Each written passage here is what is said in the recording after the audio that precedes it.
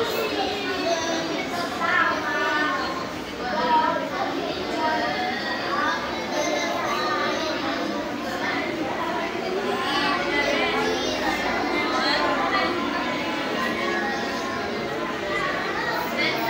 response বাড়ছে আমার আগে বেশি 100 200 আছে তখন 300 12